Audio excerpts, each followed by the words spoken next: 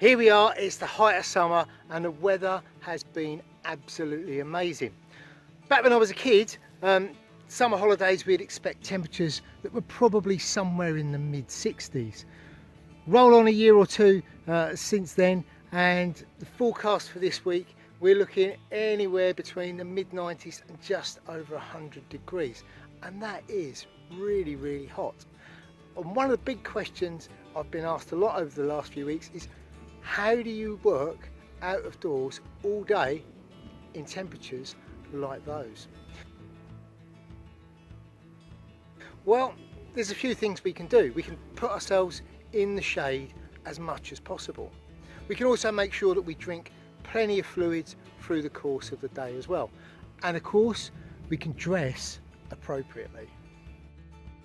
And to a lot of people, this is dressing appropriately.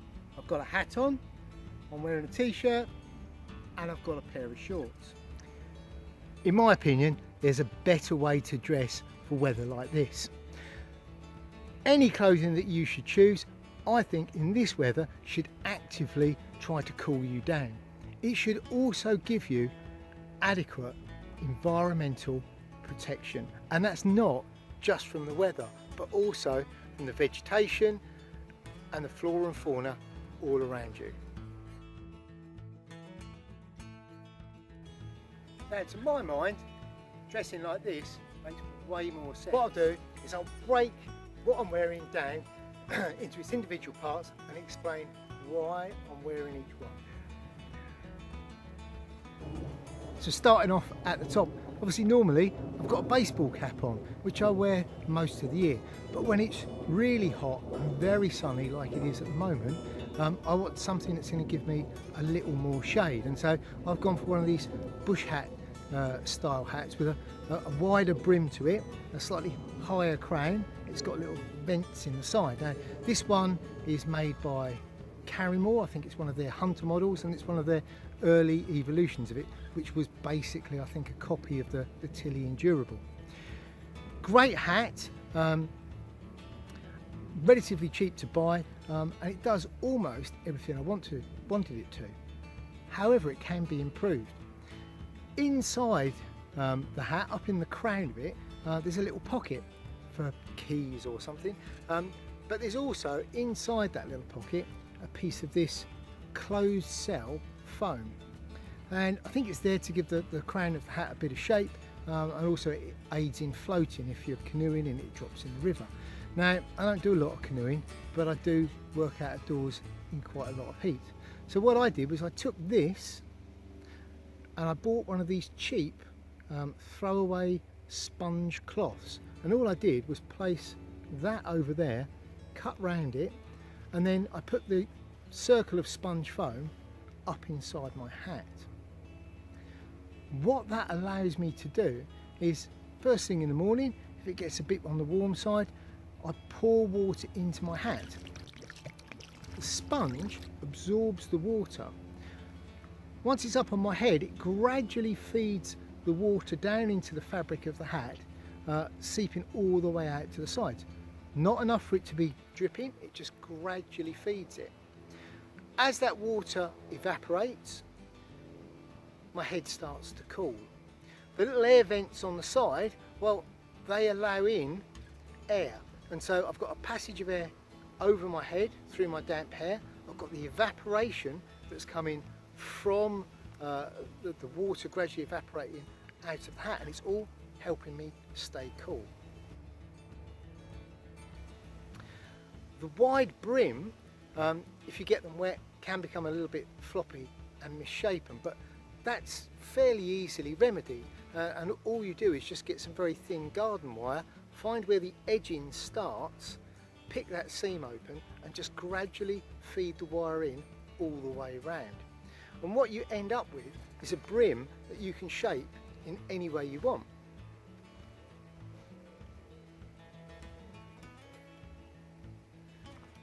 Perfect. This stops the brim going all floppy once it gets wet. What it also allows us to do is it allows us to put a head net over the top to give us protection if we're in an area where there's lots and lots of bugs. The reason it works so well with a wide brimmed hat rather than the standard baseball type cap is that the wide brim holds the netting away from your skin. That way the bugs can't settle on the mesh and bite through to your skin. It puts a bit of space between them and you, and it gives you a lot more protection.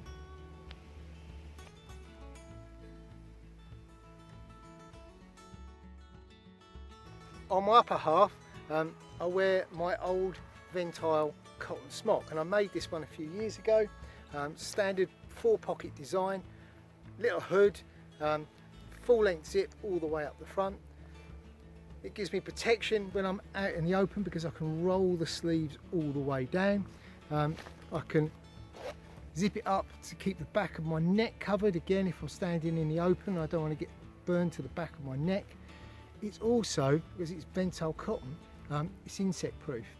Insects can't get through this stuff, and so anywhere where there are a lot of insects, this is what I go for.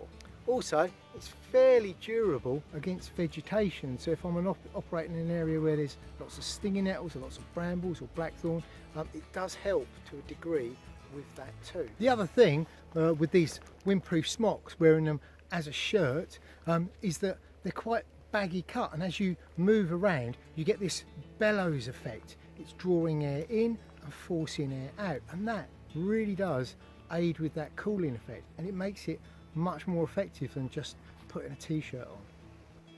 Ventile is 100% cotton, and it's quite a specialist fabric. It does soak up water, and that causes the fibres of the fabric to lock together as they swell up, which can make it a little bit stiff. But what it also does is, as it dries out, because it's cotton, the water evaporates out of it, and it causes quite a rapid cooling effect. So if I'm wearing a rucksack through the course of the day and my back gets quite sweaty, as it dries out, it starts to cool me down. If I'm expecting really, really hot weather, then again, this is something that I can soak in water first thing in the morning, maybe pop it in a stream, pull it on, and as it gradually dries out, the water evaporating causes this really good cooling effect. The 4 pockets, well, that allows me to keep important things in, like fire lighting gear, first aid gear. In this one, my insect net for if I experience midges or other biting insects, and so this is a really essential piece of summer kit for me.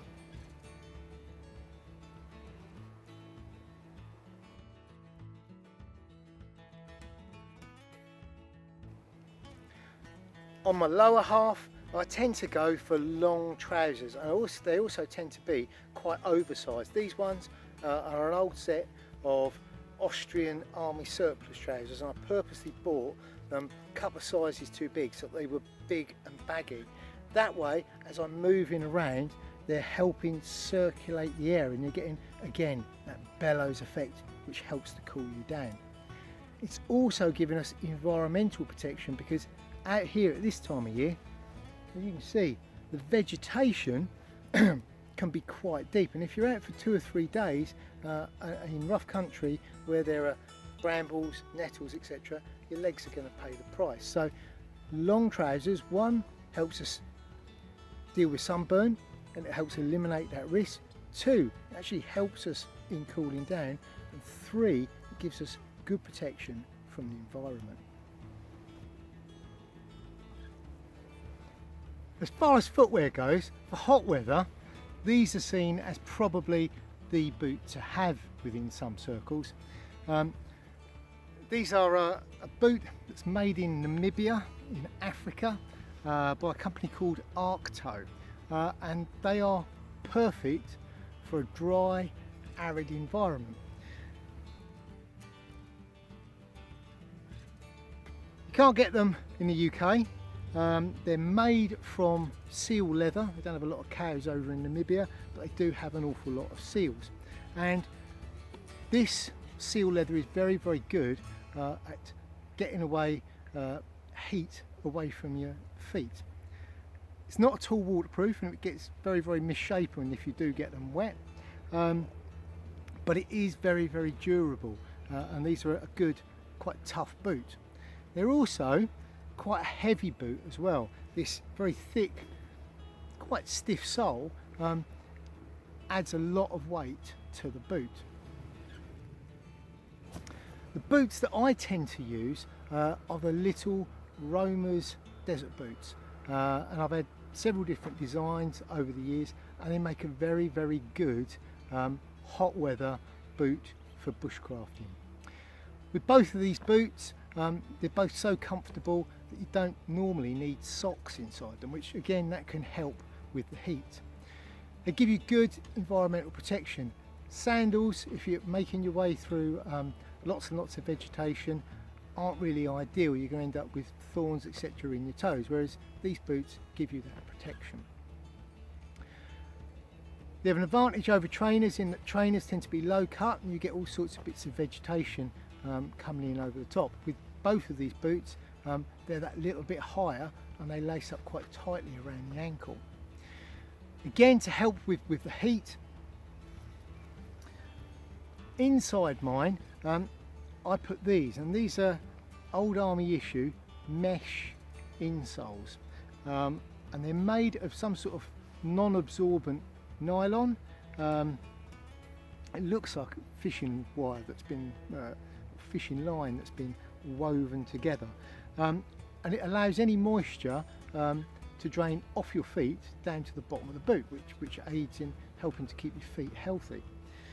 What it also does is, because this is mesh, it allows a little bit of air just to sit underneath your feet. And again, when you're walking around or you're stood all day on hot ground, and the ground is really, really hot under these conditions, it just helps to keep you overall that little bit cooler.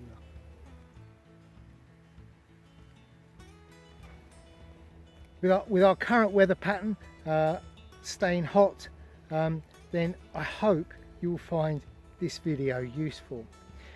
If you do, then remember, hit that like button, and as always, subscribe. If you think this might help others out, then share. We love people that share.